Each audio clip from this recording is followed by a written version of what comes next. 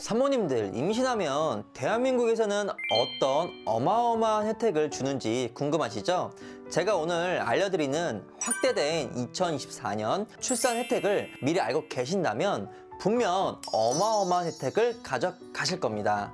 안녕하세요. 어느덧 2024년까지 정말 얼마 남지 않았는데요. 해마다 우리 사회의 저출산 문제는 해를 거듭할수록 악화되고 있습니다. 아기를 낳고 키우고 싶지 않은 이유는 저마다 복잡 다양한 이유가 있겠지만 그나마 다행인 것은 정부에서는 이런 부분들을 해결하기 위해 매년 다양한 유인책을 내놓고 있다는 겁니다. 자, 그래서 오늘 이런 혜택들을 제가 내용을 정리해 봤는데요. 지금부터 하나하나 알아보겠습니다. 첫 번째는 임신 출산 의료비 지원이 강화됩니다. 임신 출산 진료비 바우처는 태아 1명을 임신한 경우 100만원, 다둥이를 임신한 경우 일괄 140만원을 지급하고 있습니다. 하지만 다둥이 임신의 경우 의료비 지출이 늘어나는 현실을 반영하여 다둥이 임신에 대해 바우처 지원 금액을 태아당 100만원씩 확대한다고 합니다. 정말 좋은 소식인데요. 만약 이렇게 되었을 때 쌍둥이는 200만원, 셋쌍둥이는 300만원, 넷쌍둥이는 400만원을 지원받게 되는 것이죠. 그럼 이 금액은 어떻게 들어오고 어떻게 활용할 수 있는지도 알아봐야겠죠. 임산부일 때 사용하던 국민행복카드에 들어오고 유흥, 사행업소를 제외하고는 거의 모든 곳에 사용이 가능하며 네이버 쿠팡 같은 온라인이나 오프라인에서도 다양하게 사용할 수 있습니다. 신청은 건강보험공단 혹은 정부24 사이트에서 온라인으로 신청하시거나 주민센터에서도 신청이 가능한데요. 여기서 주의할 점은 출생 후 2년이 지나면 신청이 불가하고 사용기간 역시 출생일로부터 2년 이내에 사용해야 되니 이 부분을 꼭 알고 계셨다가 모두 사용하시면 좋을 것 같습니다. 두 번째는 부모급여 상향입니다.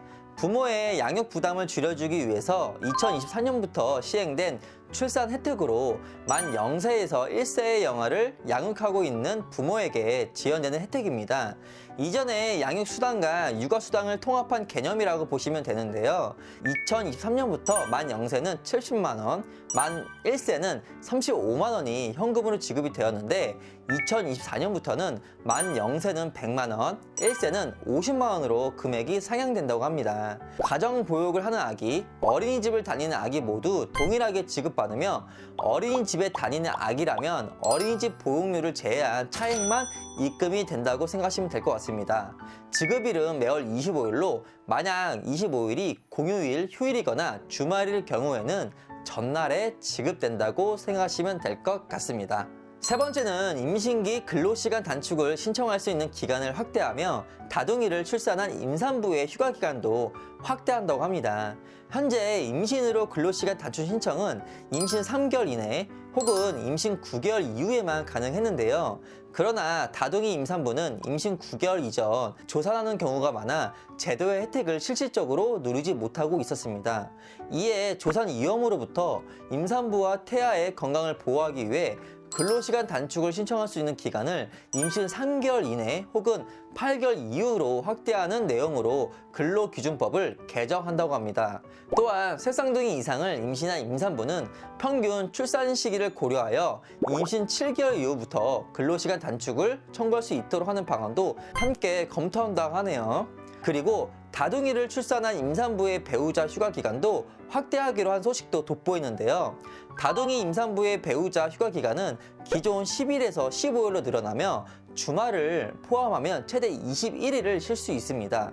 일반적으로 다둥이를 출산한 임산부는 더 오랜 회복 기간이 필요하기 때문에 출산 직후 조금 더 안정적으로 시간을 가지고 가족을 돌볼 수 있게 배우자가 도울 수 있게 될 전망입니다. 추가적으로 고용보험법도 개정되는데요. 고용보험에서 중소기업에 지원되는 배우자 출산 휴가 급여가 5일분에 한정되어 기존의 기업의 부담이 컸습니다.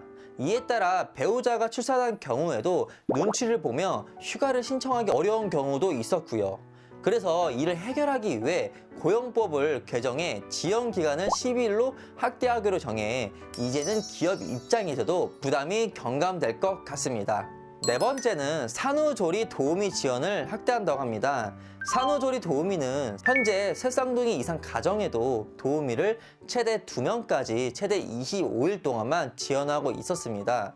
또한 미숙아의 경우 퇴원일로부터 60일, 출산일로부터 120일 이내만 도우미 지원이 가능해 120일 이상 장기 입원한 미숙아는 제도를 이용할 수 없었습니다. 그래서 이를 해결하기 위해 정부는 지방자치단체별로 사항에 맞게 새 쌍둥이 이상 다둥이 가정에 대한 도우미 인원과 기간을 늘릴 수 있도록 관련 규정을 개정했는데요. 우선 지원 기간은 새 쌍둥이 이상 가정에 대해 최대 40일로 확대하며 지원 인력 또한 신생아 수에 맞춰 새 쌍둥이는 3명, 네 쌍둥이는 4명의 도우미를 둘 수 있도록 합니다. 만약 새 쌍둥이 가정에서 도우미 인력을 2명만 요청하는 경우에는 수당을 25%까지 높여 지급을 할 수 있도록 할 예정이고요. 그리고 미숙아의 경우에는 긴 입원 기간을 고려해 출산일로부터 120일에서 180일로 늘려 실제로 서비스를 이용할 수 있도록 개선한다고 합니다.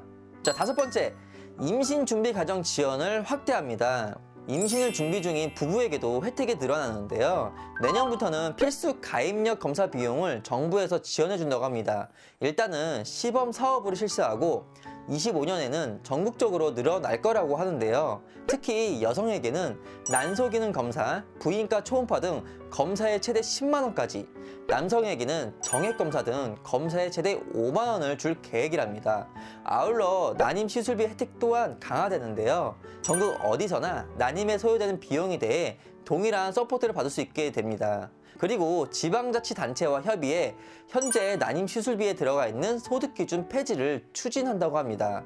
그리고 가입력 보전 목적으로 냉동한 난자를 실제로 임신을 위해 사용하는 경우 보조 생식시설 비용 중 일부를 보조할 거고요.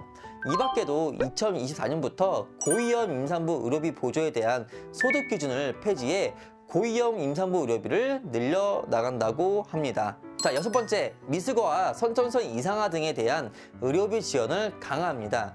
현재 미숙아 선천성 이상아 의료비 보조와 난청검사 보청기 보조는 기준 중위소득 180% 이하 가구에만 적용하고 있으며 선천성 이상아에 대한 의료비 지원 또한 출생 후 1년 4개월 이내 진단수술 받은 경우로 한정하고 있습니다. 따라서 소득 기준이나 지원 기간으로 인해 지원받지 못하는 경우 의료비로 인해 경제적으로 부담을 느끼게 되는 경우가 많다는 거죠. 특히나 다둥이는 선천성 질병을 앓고 태어나는 경우가 많아 더욱 문제가 되고 있다는 겁니다. 그래서 정부는 내년부터 가구의 소득 수준과 관계없이 의료비 등을 보조하며 선천성 이상아 의료비 기한도 1년 4개월에서 2년으로 늘린다고 합니다. 아울러 미숙아 지속관리 서비스 지역을 전국으로 확산한다고 하네요. 현재는 서울 등 6개 지역에서만 미숙아 지속관리 시범사업을 제공하고 있는데요. 아마 2026년쯤에는 전국에서 이용할 수 있게 변경될 것 같습니다. 오늘은 이렇게 2024년 출산 혜택에 대해서 정리를 해봤는데요. 2024년 추가 확대된 혜택들을 조금 살펴보면 출산 가정에 조금 더 실질적으로 도움을 주려고 하는 것 같습니다.